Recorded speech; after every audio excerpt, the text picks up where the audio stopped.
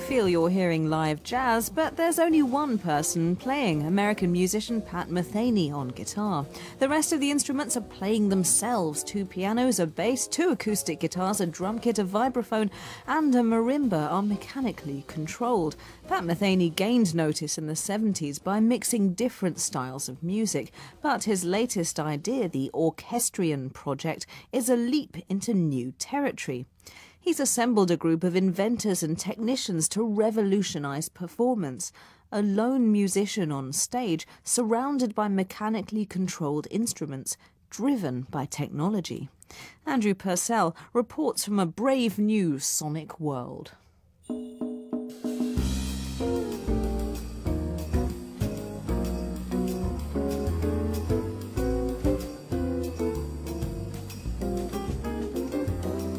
Essentially, all of the instruments are agnostic to who's telling them to do what. They don't care if it's a guitar, a keyboard. They're just kind of waiting for instructions. Tell me when to play, tell me how hard to hit, and tell me when to stop playing. So it's like, right now I'm holding a guitar. As I play my guitar, you can hear there's a marimba playing with me. And you can hear that pretty much as fast as I can play, it'll play with me. That's how most of the music that you hear on the record was made, was from a guitar. Like, for instance, the cymbals. If you get your mic really close, you'll hear that I'm playing a guitar, but the cymbal is playing. You're using the guitar as a trigger device. It's going into a computer, becoming a MIDI signal, and going back to the cymbal, which... Fine. And you just described it perfectly.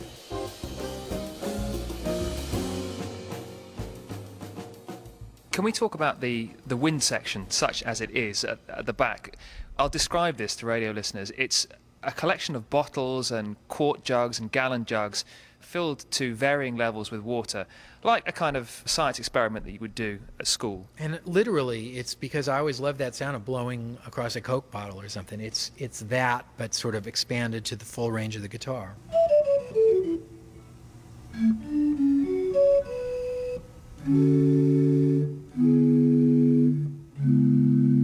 The obvious question to ask would be, why are you doing this? Because you can play with almost any musician in the world that you want to. I mean, you have played with so many incredibly gifted musicians, both within and outside of jazz, and yet you're choosing to go out on the road with a bunch of robots.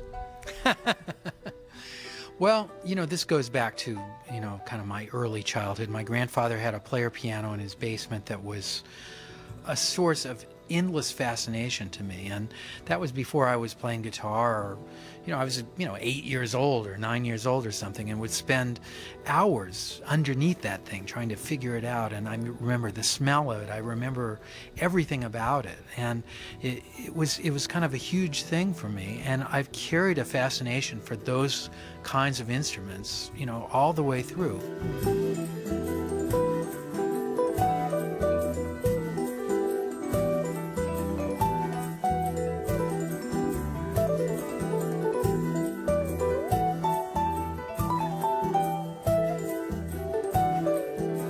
You call this extraordinary collection of instruments that we have here in front of us the Orchestrion. Why did you choose that name?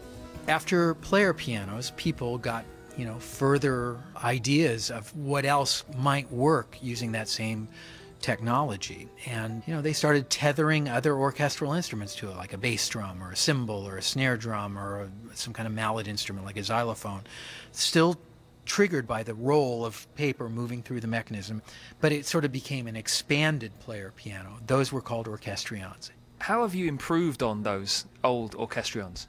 The problem with early player pianos and Orchestrions were that they did not respond to dynamics. In other words, everything was loud. So you got that thing that anybody that listens to that for more than 5 minutes, runs from the room screaming and wants to kill themselves.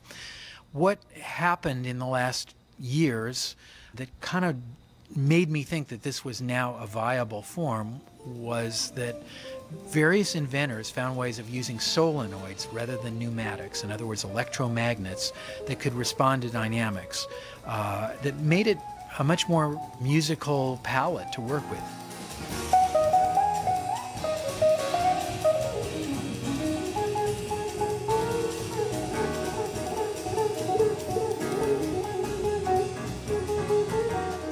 as we can hear walking around, this does sound like a live jazz band. It does have touch and swing.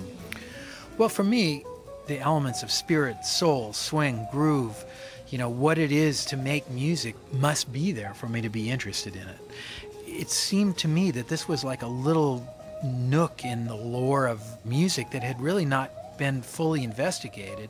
And would it be possible for me to invest all of the things that I love about music to that platform?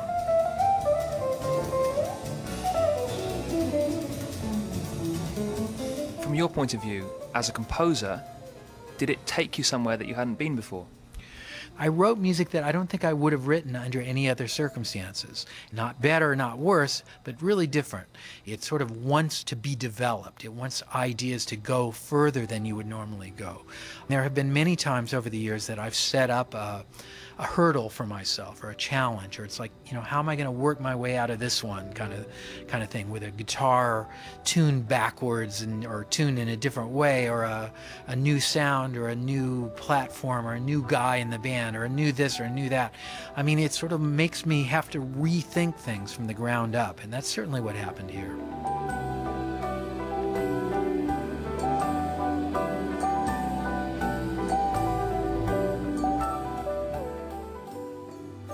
Andrew Purcell with Pat Metheny, whose album Orchestrion project is out at the end of January.